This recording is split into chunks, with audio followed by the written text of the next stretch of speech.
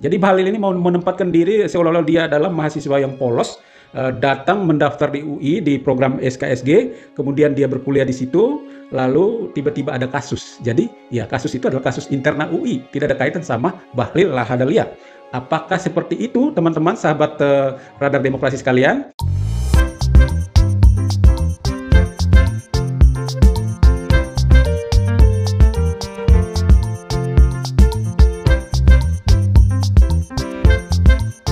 Halo, selamat datang di channel Radar Demokrasi, tempat omong-omong politik tapi dengan cara yang asik. Di sini kita bahas hal yang seru-seru dan tidak bikin pusing. Ayo, jadi bagian dari keseruan ini dengan cara like, komen, dan subscribe. Mantap! Oke, sahabat Radar Demokrasi sekalian, sekarang kita berada di segmen Ulas Berita. Berita yang akan kita ulas pada kesempatan kali ini adalah dari CNN Indonesia dan Tempo.co ya. CNN Indonesia pada Rabu 13 November 2024 menulis berita dengan judul UI tangguhkan kelulusan program Dr. Bahlil Lahadalia. Poin-poin dari berita ini adalah yang pertama, UI meminta maaf kepada masyarakat Indonesia dan menangguhkan kelulusan gelar doktor Menteri ESDM sekaligus Ketua Umum Partai Golkar. Ya. Kemudian poin yang kedua adalah UI mengaku telah melakukan evaluasi mendalam terhadap tata kelola penyelenggaraan program doktor di SKSG sebagai komitmen untuk menjaga kualitas dan integritas akademik. Kemudian yang ketiga adalah UI juga melakukan moratorium mahasiswa S3 SKSG. SKSG itu adalah Sekolah Kajian Strategik dan Global ya. Kemudian yang kedua dari Tempo.co pada 14 November 2024 di sini ada menulis bagaimana tanggapan Bahlil ya terhadap pernyataan dari UI ya.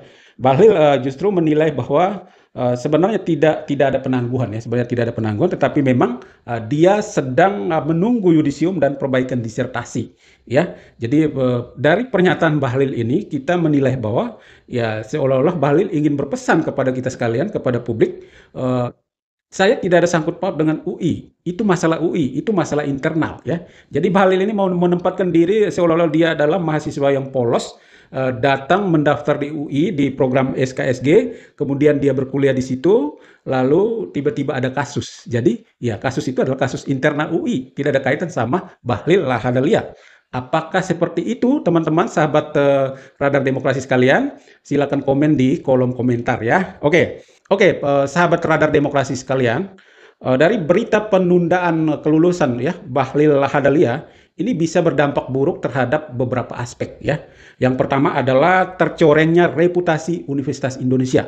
Sahabat Radar Demokrasi sekalian, kita tahu bahwa Universitas Indonesia itu adalah salah satu kampus kebanggaan bangsa ini. Semua anak bangsa di negeri ini akan sangat bangga, akan sangat bahagia kalau dia punya kesempatan untuk mengenyam pendidikan di Universitas Indonesia. Ya, Universitas Indonesia juga merupakan salah satu lembaga yang melahirkan banyak tokoh-tokoh hebat, yang melahirkan banyak pemikir-pemikir hebat di bangsa ini. Ada pengamat ekonomi, ada pengamat politik, ada pengamat pertahanan dan sebagainya. Banyak yang lahir dari Universitas Indonesia, sehingga Universitas Indonesia ini tentu di mata masyarakat Indonesia memiliki reputasi yang baik ya. Universitas Indonesia ini menjadi salah satu referensi bagi masyarakat Indonesia ya untuk ya bagaimana mendapatkan ilmu atau mendapatkan informasi-informasi yang bermanfaat, kira-kira begitu ya. Nah, tetapi dengan kejadian ini atau dengan kasus ini, tentu reputasi dari Universitas Indonesia ini akan dipertanyakan. Kenapa? Kok bisa kampus sebesar atau kok bisa kampus sehebat Universitas Indonesia tapi melakukan kelalaian-kelalaian atau kesalahan yang konyol ya, gitu ya. Itu dampak buruk yang pertama. Kemudian dampak buruk yang kedua adalah kredibilitas dari Bahlil Lahadalia ini pun akan hancur. Sahabat Radar Demokrasi sekalian, Bahlil Lahadalia ini kan dia seorang tokoh politik ya, dia seorang pejabat publik. Ya, dia ketua umum partai ya.